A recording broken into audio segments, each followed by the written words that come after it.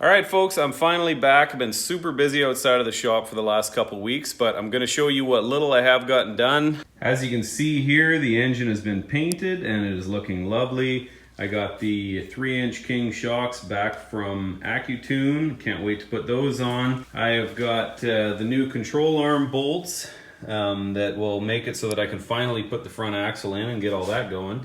And then I have a new cam bearing here. So anyways, lots to do and not much time, so let's get at it.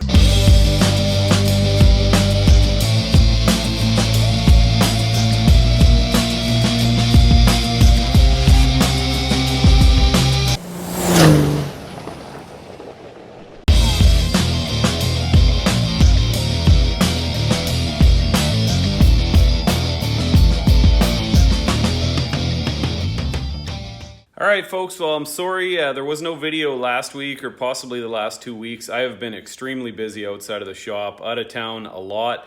I've got one day this week to be in here, and then unfortunately I'm heading back out of town, and I'm probably going to be busy most of next week outside of the shop too. So I will get stuff done as I can. Alright, so here's the shocks back from AccuTune. They've got them boxed up really nicely. I did not send them back in any specific kind of boxes. I just sort of wrapped them up in cardboard and taped the living snot out of it and did my best. I can't wait to open those up. Obviously I've seen them a million times, so there's no surprises there, but they told me that they made pretty dramatic changes to them. If you don't know, which most of you do, this truck has a Carli Dominator 3.0 suspension on it, and I've complained about an extremely rough ride, spent a ton of money getting them sent down to California. I had also bought a nitrogen gauge to make sure they weren't over full. Carli took them apart, said that they didn't find any problems, and they were overall just really surprised at me complaining about a rough ride. They said that is not something that they hear very often, and it kind of remains a mystery. Everybody pretty much universally loves Carli stuff. You hear the odd complaint online about rough rides, so I don't really know what happened or what, but they are saying that what I was experiencing was not what they intended the ride to be. And when I sent these over to AccuTune, they have a few different shock tuning systems that they can use. There's one that's like sort of hardcore desert racing, another one that is going to be a firm ride but will handle, you know, really aggressive bumps. And then the other one's called the Adventure Tune, which I'm paraphrasing a bit here, but I remember them saying, you know, it'll just kind of soak up potholes and be a very smooth sort of off-ride for, or a very smooth off-road ride for cruising on gravel roads and that, which is definitely what I want. So anyways, I'm going to open those up and just make sure everything seems okay, and then we can start getting into the engine. Okay, well, let's have a look here. Okay, so they got some new stickers on them. AccuTune, custom tuned, I think that says. And here's the front shocks. They got the bit longer hoses on the remote reservoirs. So I just have to say, obviously I won't know until I drive this truck, but AccuTune was amazing to deal with. You know, the price was reasonable. I think it was about $100 US per shock. I really liked that they had the 3 different stages of tuning available. I also liked how they asked about how heavy the truck was and if there was any stuff in there. I mean, it seems like this is fairly dialed in. I spoke with the guy from there, and he told me that they've made some pretty dramatic changes from what they were at from Carli, and based on what I'm looking for, that this is should be dramatically different than what I had. He also said, though, that, you know, guys who are serious desert racing and that, you know, often will have like a full day tuning session with these guys, you know, where they're just constantly pulling the shocks apart and changing things. So, I mean, you know, will this be the absolute epitome perfect of what, you know, these shocks can do?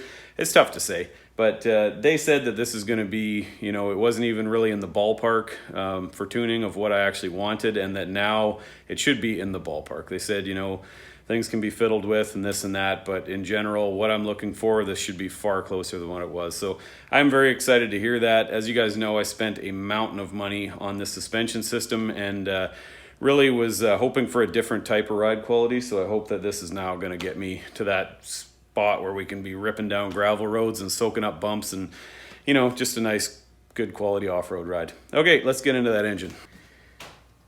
Okay, well, as you can see, the engine has been painted. It is definitely not a professional job. As you can see, I had some runs there. That'll be largely hidden by the exhaust manifold, so no big deal.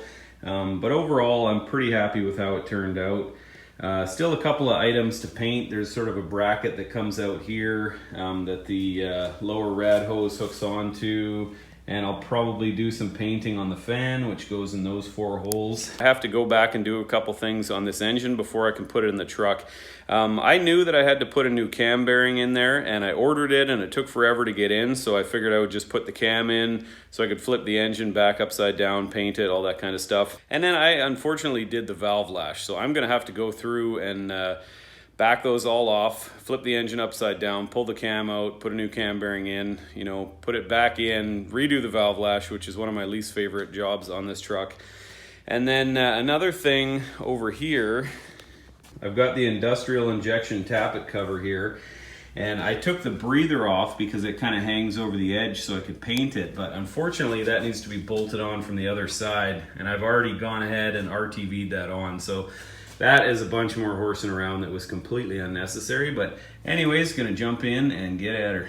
All right, well, it is a while later. Unfortunately, I'm just having to kind of blast through this. I've had the tappet cover off and on, as you can see by the blue mess everywhere. I wasn't shy with the RTV. The cam has been pulled out. I put in a new cam bearing and then got the cam retainer all bolted in there. So it's this right here.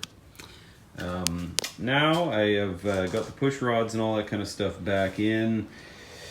This was actually a pretty big mistake, the order that I did this. Rather than pulling the whole rocker pedestals off, which means removing these head studs, I decided to just pull the snap rings or circlips or whatever you want to call those there, and then just pulled off these, as well as pulled out the push rods, and then just flipped the motor upside down, put the cam in there, and now I've got everything just basically snugged up.